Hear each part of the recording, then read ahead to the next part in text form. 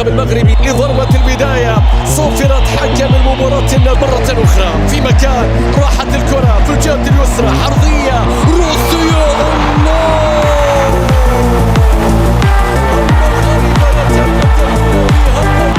عن طريق كريم البركاوي كالعادة في مباراة كانت متكافئة إلا أن شوف اللقطة، شوف كيف يترك حمزة المسوي هنا بدون رقابة بدون ضغط، يرسل كرة عرضية. شوف كريم البركاوي، شوف هنا يأتي بدون أيضا رقابة أيضا ونجاح من جانب روبن، يرتقي هنا ويضع كرة كريم البركاوي اللي يتواجد في فريق الظفرة وفي دورينا هو كريم أيضا ويحرف لاعبينا ويسجل هدف المنتخب المغربي في هذا اللقاء في الشوط الأول. سعادة كبيرة لجماهير المنتخب المغربي وهذا وضع طبيعي.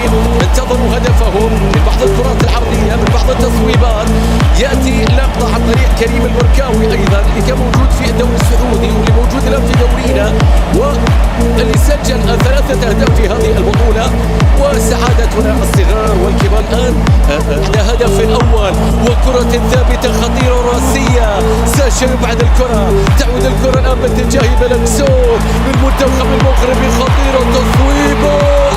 الله يا المقبالي، المغرب شقيق في تصويبة قوية كانت عن طريق الرقم 10 عن طريق الرقم 10 والكرة اللي توعد الآن من أجل جماهير الحضارات، من أجل بلاد تنتظر عرضية. والله مستحيل اللقطة قريبة وكأنها لقطة دروغبا على الباير. يا للكرة يا للكرة، هل لمست العارضة؟ نعم لمست العارضة.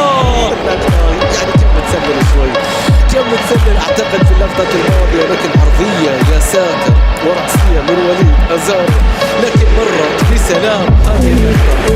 ضيعنا فرص أمامية في مكان، تعود الكرة مرة أخرى.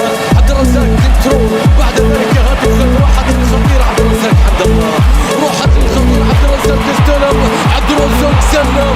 المنتخب المغربي إلى المباراة النهائية بهدف سجله عبد الرزاق عبد الله بأهداف الآخرين. أشرف المهداوي يشرف على إنهاء هذه النزلة. البدلاء اللي نزله أشرف المهداوي لاعب فريق التعاون، عبد الرزاق لاعب فريق الشباب.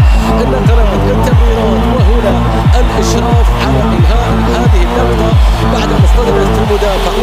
هذا الأكثر من يستحق التقدير، التحية، تحية حقيقية لكل جماهير الإمارات